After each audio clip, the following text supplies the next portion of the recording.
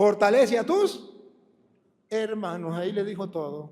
Ahí le dijo todo. Pero la gente no sabe eso. Entonces los protestantes andan diciendo, es que el Papa es un pecador. Sí, descubrieron América.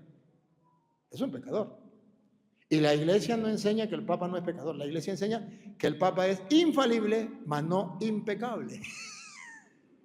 Una cosa es decir que el Papa es impecable. El que diga que el Papa es impecable, a Petronilo le patina y coco, le patina y coco, le patina y coco, loco de remate. El Papa no es impecable, el Papa es infalible. Eso es otra cosa. Si el Papa fuera impecable, no se confesara.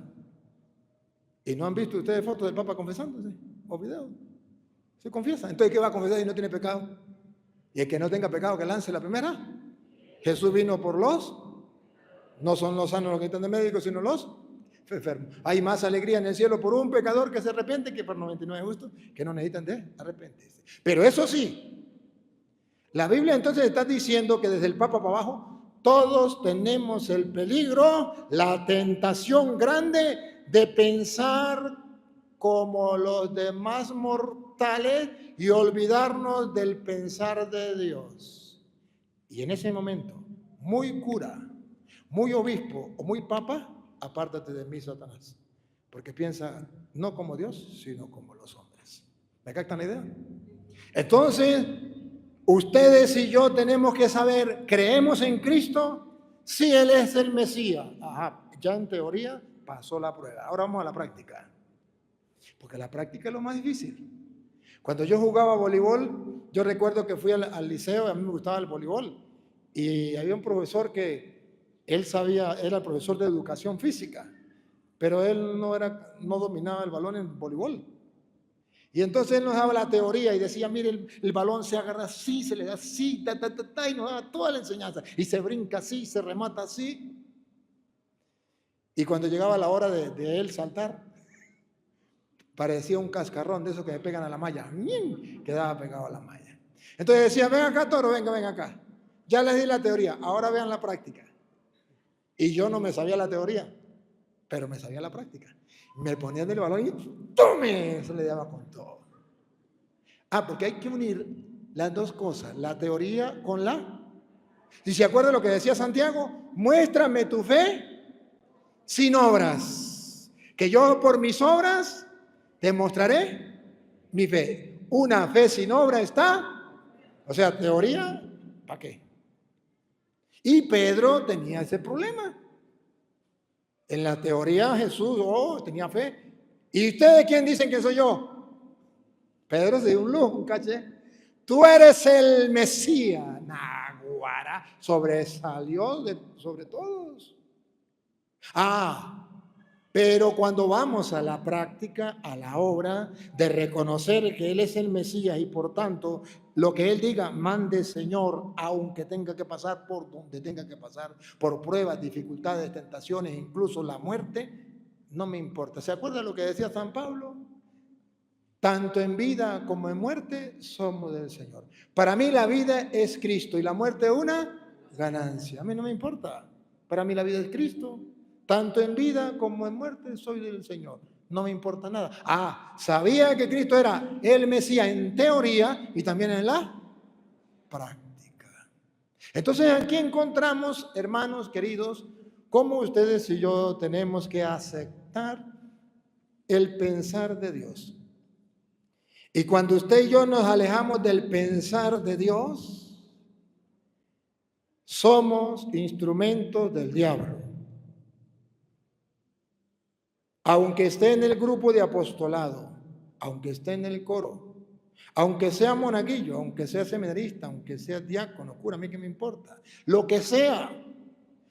Pero lo que ustedes y yo debemos estar siempre muy pendientes es ¿cómo pienso yo?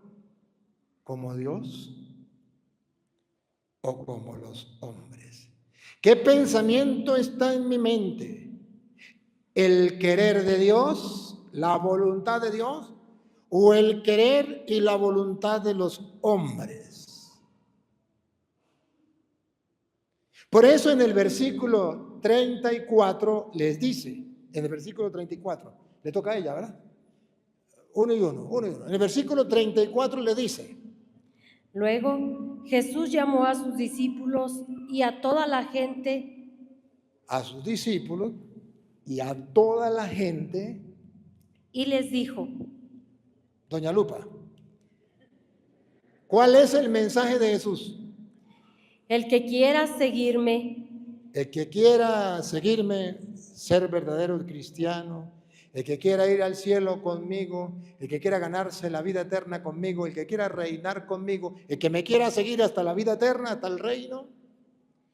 que renuncie a sí mismo. Ahí está, ahí está. ¿Qué? Que renuncie a sí mismo. Ahí está, ahí está. ¿Qué? Que renuncie a sí mismo. Ahí está el secreto. Este es el centro del Evangelio, este es el corazón del Evangelio. Cuando yo renuncio a mi forma de pensar, que es la forma de pensar del mundo, renuncio a eso para hacer la voluntad de Dios, el pensar de Dios, entonces ahí es cuando yo soy verdadero y auténtico cristiano, no de puro bla bla, como le pasó a Pedro, que en ese momento estaba siendo cristiano de puro bla bla, y Jesús le reclamó. Y para nosotros poder, queridos hermanos, hacer la voluntad de Dios, renunciar a mi voluntad, debemos tener una conversión constante. Por eso San Marcos capítulo 1, usted se queda ahí donde está, versículo 14 en adelante, cuando Jesús comienza a proclamar la buena noticia en el mundo, Marcos 1, 14 en adelante, Jesús comienza a proclamar la buena nueva del reino, a evangelizar como tenemos que evangelizar los sacerdotes, como tienen que evangelizar ustedes para que el mundo se salve. ¿Cómo comenzó a evangelizar el Señor en San Marcos 1:14? ¿Y qué decía? ¿Cuál era la enseñanza que Él daba? Para nosotros copiarnos de Él.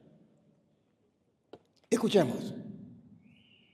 Después que tomaron preso a Juan, Jesús fue a la provincia de Galilea y empezó a proclamar la buena nueva de Dios. Comenzó a proclamar la buena nueva de Dios, el pensar de Dios, la voluntad de Dios, lo que Dios quería. La gente no lo sabe.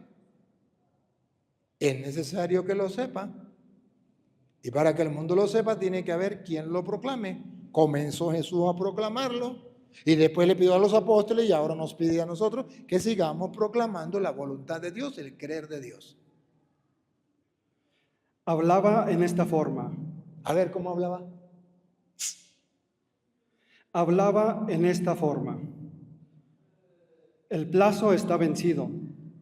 El plazo está vencido. ¿Saben qué significa eso, no?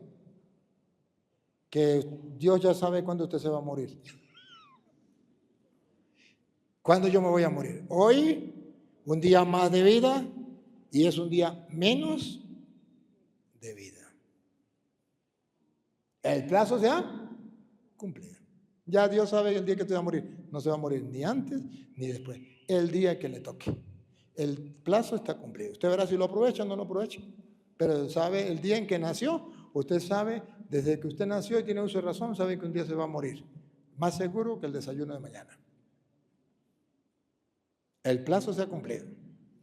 El reino de Dios se ha acercado. Cuando uno se muere, no hay ningún problema.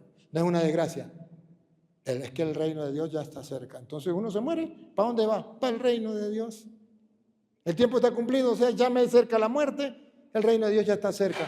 Para el cristiano, morir no es una desgracia. Es lo que Jesús está enseñando, ¿no? Y escuchen lo que viene, por favor, que esto es lo que yo quiero resaltar. Tomen otro camino. Tomen otro camino. ¿Se acuerda que dos caminos? Uno, tú piensas como los hombres, ese es un camino. Dos, y no como Dios. Está dos caminos, pensar como los hombres o pensar como Dios. Tome cualquiera de estos dos caminos. Y crean en la buena nueva. Hay que agarrar un buen camino, hay que convertirse y agarrar el camino. ¿Cuál es el camino que tenemos que agarrar? ¿Cuál? No lo escucharon. Otra vez. Y crean, ¿Cuál es el camino? y crean, ¿Cuál es el camino? y crean Crean. Ese es el camino. ¿Creer en qué? en la buena nueva. En la palabra de Dios. Cuando usted y yo creemos en la palabra de Dios, aprendimos cuál es el querer de Dios, el pensar de Dios, la voluntad de Dios. Estamos en el mes de la Biblia. Y la mes de la Biblia nos indica a nosotros que la única manera para convertirnos es conocer la Sagrada Escritura, la buena nueva, y creer en lo que allí está escrito. Creer en la palabra de Dios, creerle. Jesús comenzó a decirle a Pedro, el Hijo del Hombre tiene que padecer, va a ser maltratado, lo van a traicionar, lo van a crucificar, lo van a matar, pero al tercer día resucitará. Pedro no creyó eso. No creyó. Y peor todavía, no creyó que iba a resucitar al tercer día, se quedó centrado en el puro sufrimiento y no miró la resurrección. Y dice, eso no puede ser así, y comenzó a reprenderlo. A Pedro le faltaba la conversión, creer en la palabra de Jesús, creer en la buena nueva, creer en el Evangelio. Entonces, por eso volvemos usted cuando le dice, todo aquel que quiera ser discípulo mío, niéguese a sí mismo. ¿Cómo es que decía? El que quiera seguirme, que renuncie a sí mismo. Que renuncie a sí mismo. Ya no es lo que yo piense. Ustedes no se dan cuenta por qué el mundo marcha mal. Porque cada quien hace lo que le da la gana. Y si usted dice que fumar no es pecado, para mí fumar no es pecado, entonces eso no es pecado. Para mí fumar marihuana no es pecado, entonces eso no es pecado. Para mí emborracharme, eso no es pecado. Para mí vivir en concubinato, rejuntado, eso no es pecado. Para mí tener una novia con derecho, eso no es pecado. Si a mí me gusta un hombre y yo soy hombre, y si los dos nos gustamos, eso no es pecado. Y si yo soy mujer y me gusta otra mujer, pues eso no es pecado, para mí no es pecado. Dice Jesús, apártate de mí, Satanás, porque no piensas como Dios, sino como los. Ese es el pecado de la modernidad, pensar como los hombres y no como Dios. Incluso cualquier persona que tenga 4 dedos de frente es capaz de darse cuenta que matar a un niño es pecado. Pero en medio de la densa oscuridad que hay en el mundo, gobiernos, doctores, incluso hasta cristianos, entre comillas, dicen que eso no es malo matar a un niño en el vientre de la mamá.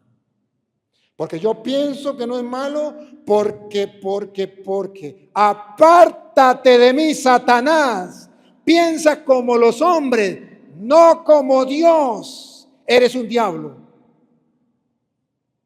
Ojo, Jesús le está diciendo a Pedro, eres un diablo. ¿Cuándo? Cuando no tomas en cuenta el pensar de Dios, sino te quedas con el pensar de los hombres.